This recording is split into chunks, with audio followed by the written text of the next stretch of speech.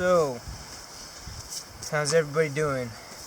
I'm here in the Chia Wilderness Forest doing a little backpacking trip with my son, and today I wanted to share with you my thoughts on this first Geer tent. It's a little one-man backpacking tent that claims on Amazon to be 3.5 pounds.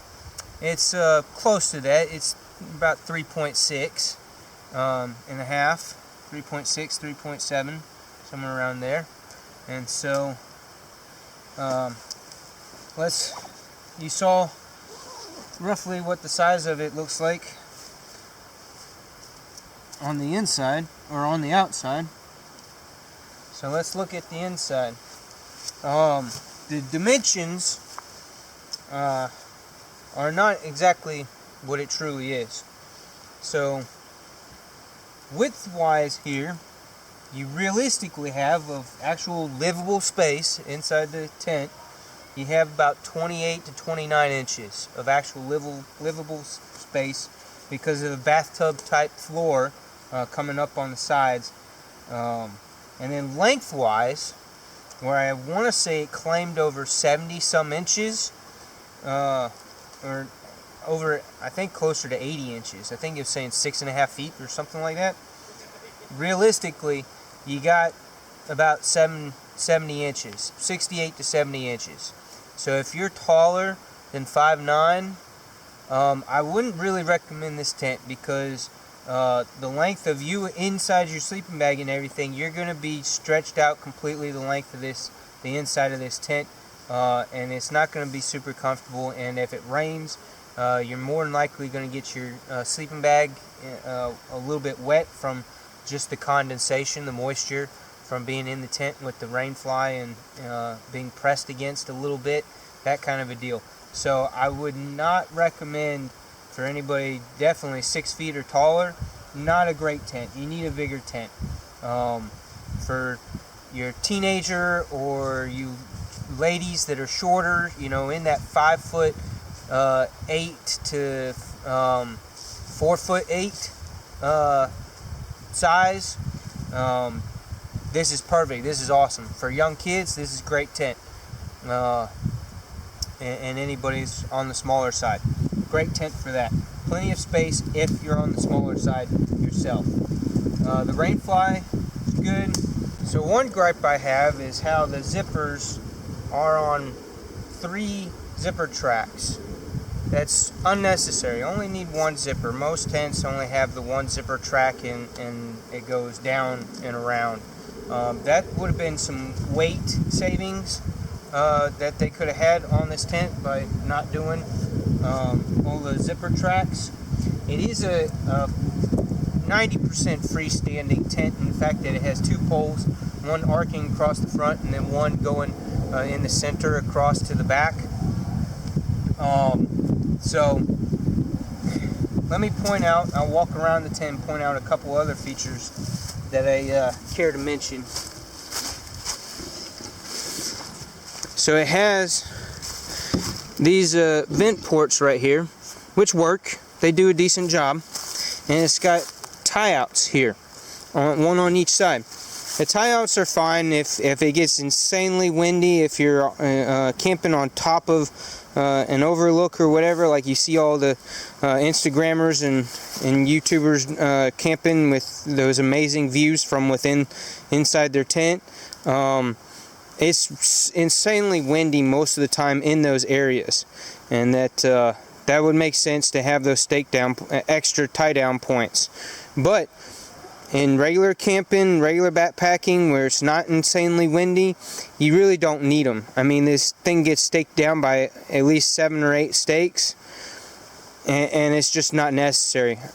Setting it up at home, I did not feel that those were beneficial enough to warrant using.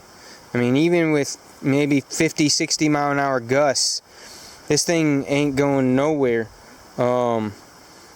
without those guy lines attached there. So unnecessary.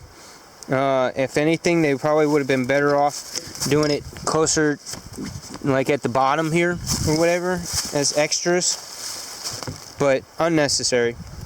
The other thing I wanted to point out that I did modify is I have a grommet down here at this bottom stake, and then I have one of those tie-out guidelines from the sides. I took and shortened it for a stretch right here from where it's supposed to stake and actually clamp right here, down here. This was supposed to clip down there and tighten up down there.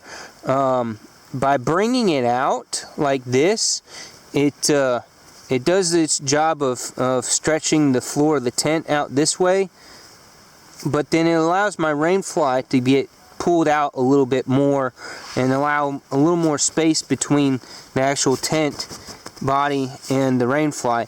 That does two things. It gets a little bit better air circulation up into the side of the tent, but at the same time it gives a little, makes it feel a little bit wider, and for more so, most importantly, if it rains, it gets the back side of this tent's rain fly a little ways further off of the back side of the tent, so that you in theory stay drier, because there's more space between your tent and the outer bit of your rain fly.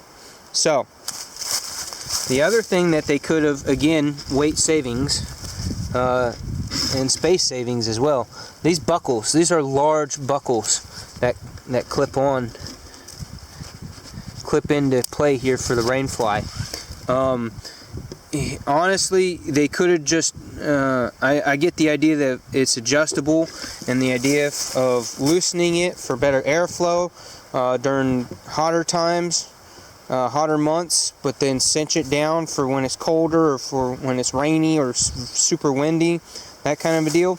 But they could have gone to a smaller buckle, and that would have taken up less space and been more weight saving. So ideally, with those modifications, if they went to the smaller buckles, if they did a single zipper rather than a 3-zipper system, they could have shaved off probably another half a pound, almost a half a pound. They at least would have gotten it much closer to 3 pounds rather than 3.6.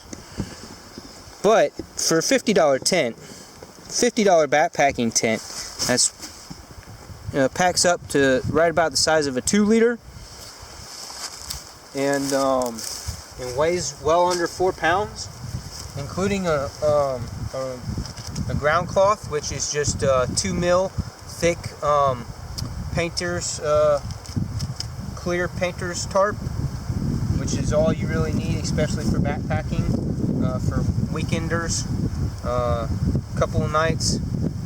That's more than suffice. That's what I've been using on pretty much all my backpacking tents.